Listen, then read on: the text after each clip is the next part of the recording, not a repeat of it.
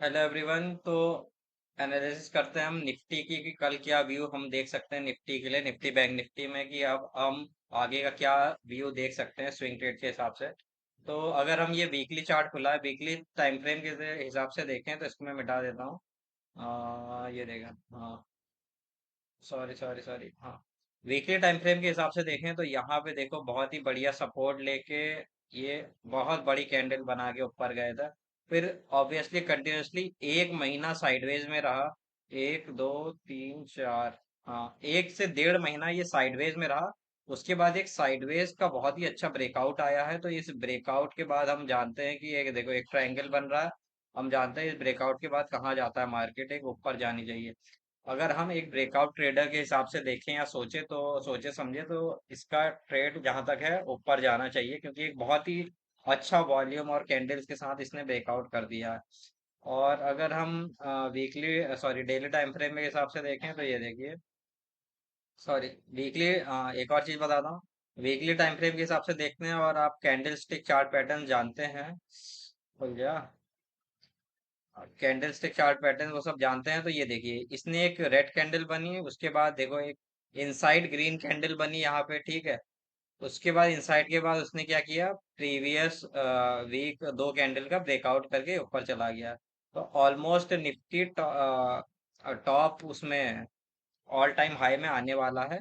बस थोड़ा सा बचा है, लेकिन अगर यहाँ देखा जाए तो डिमांड सप्लाई के हिसाब से यहाँ पे एक सप्लाई जोन है, जो कि यहाँ से ये वापस इसको नीचे ढकेलेगी, नीचे फेंकेगी, ठीक है।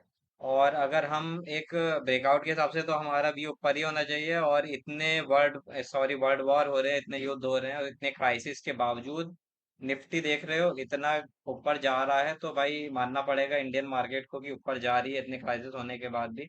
लेकिन अगर हम स्मार्ट मनी कॉन्सेप्ट ट्रेडर के हिसाब से देखें, एसएमसी के हिसाब से, तो ये देखिए, ये मैंने स्मार्ट मनी कॉन्सेप्ट लगा दिया है। ये देखिए ये फेयर वैल्यू गैप है, ठीक है। फेयर वैल्यू गैप ऐसे होता है, प्रीवियस कैंडल का लो और नेक्स्ट कैंडल का हाई, इसको हम ये मार्क करेंगे तो एक फेयर वैल्यू गैप होता है। यहाँ पे ऑर्डर्स लगे रहते हैं, ठीक है। सभी बायर सेलर्स के यहाँ पे हैं तो सेलर्स के ऑर्डर लगे हैं, जो कि इतना ऑर्डर इसने भर दिया है। यहाँ देखो फेयर वैल्यू गैप अगर वीकली देखा जाए तो यहाँ से था, ठीक है। यहाँ से इसने यहाँ तक के इतने ऑर्डर भर दिए हैं, अभी भी ये है।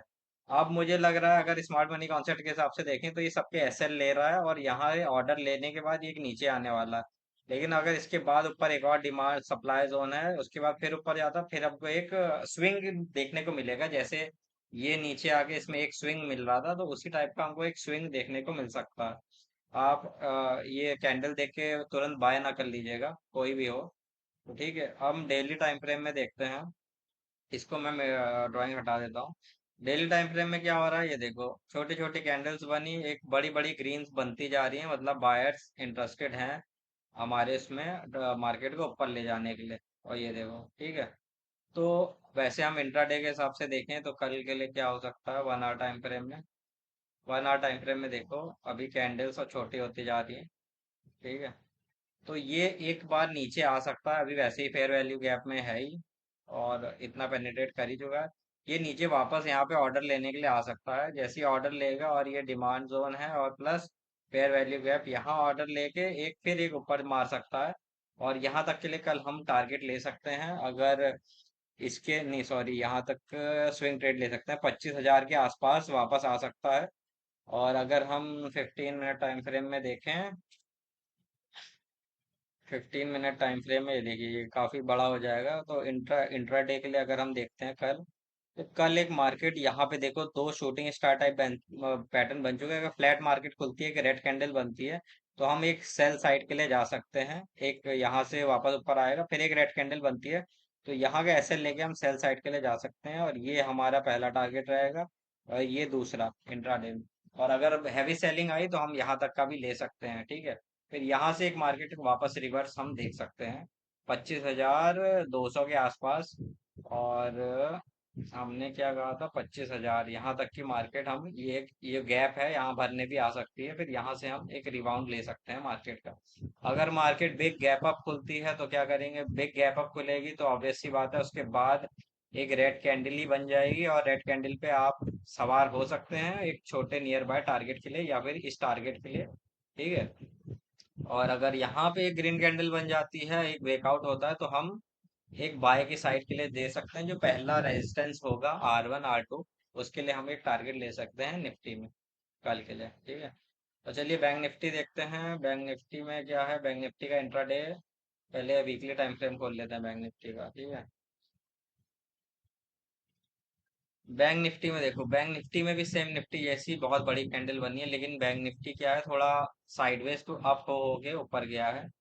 उसके बाद देखो इनसाइड कैंडल बनी, फिर नेक्स्ट बिग ग्रीन कैंडल ने ब्रेकआउट कर दिया, तो इसके भी अब ही हैं चांसेस जाने के। और अगर हम थोड़ा जूम इन करें तो देखो एक पैटर्न भी आपको दिख जाएगा कोई ना कोई। ठीक है। एक इसको का सॉरी राउंड बॉटम पैटर्न भी बोल सकते हैं, अगर आप ये चाहें तो। एक देखो एक फ्लैग बन रहा है पेनेंट फ्लैग वाला, वो भी बोल सकते हैं। ठीक है। तो इसके हिसाब से पैटर्न काफी अच्छे वर्क करते हैं। ये नहीं बोलूंगा कि कोई स्मार्ट मनी कॉन्सेप्ट ट्रेडर है, प्रो है, तो पैटर्न वर्क नहीं करते। भाई पैटर्न बन, ये सब करके ही तो पैटर्न बनते हैं। ठीक है। वो तो लोगों ने जूम आउट करके पहचाना कि हमारे पैटर्न कैसे हैं। ठीक है।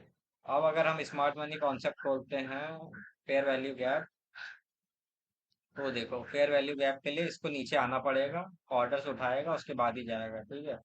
हम डेली टाइम फ्रेम में देखते हैं। वैसे अब लोग तो निफ्टी में ही मोस्टली ट्रेड करते हैं। बैंक निफ्टी अब लोगों ने छोड़ ही दिया, क्योंकि एक्सपायरी अब इसकी मंथली की हो गई है। ठीक है। ये देखो बैंक निफ्टी में हम क्या देख सकते हैं, एक हैमर भी बन चुका है, ब्रेकआउट, ये देखो ब्रेकआउट हो चुका है रेड, प्रीवियस रेड कैंडल का। हाँ ये देखो ब्रेकआउट, इसमें लिखा हुआ BOS। BOS मतलब ब्रेक ऑफ स्ट्रक्चर। जो ये हमारा स्ट्रक्चर बना है ना, ये देखो इसने ब्रेकआउट किया, इतना गया, फिर ये वापस आया, फेयर गया वैल्यू गैप से ऑर्डर उठाए, फिर ये ऊपर गया है, अभी ब्रेक ऑफ स्ट्रक्चर किया। ठीक है। अभी थोड़ा बहुत ऊपर जाके ये वापस नीचे आ सकता है यहाँ तक, या फिर यहाँ के ऑर्डर या यहाँ तक भी आ सकता है अपने ऑर्डर उठाने। ठीक है। उसके बाद फिर ऊपर जाएगा एंड सो ऑन। हमेशा लगातार यूं यूं नहीं जाएगा, लेकिन आप इंट्राडे के लिए ले रहे हो एक दो दिन के लिए, तो आप ले सकते हो। वरना मैं नहीं बोलूंगा अभी तुरंत आप इस पे चढ़ो। ठीक है। अभी हम 15 मिनट टाइम फ्रेम में बोलते हैं।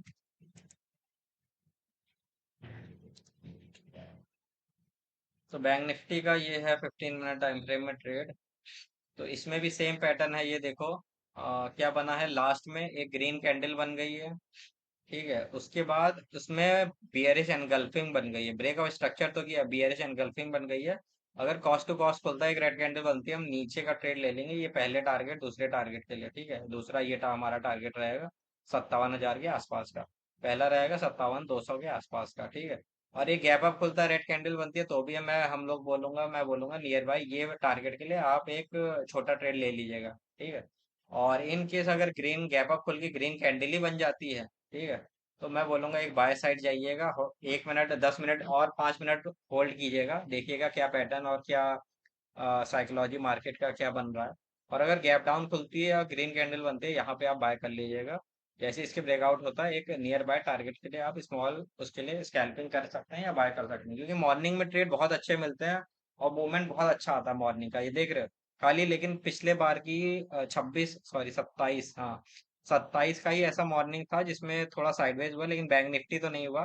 बैंक निफ्टी ने पहले मूव दे दिए, उसके बाद ब्रेकआउट के बाद यहाँ पे साइडवेज तो अब गया।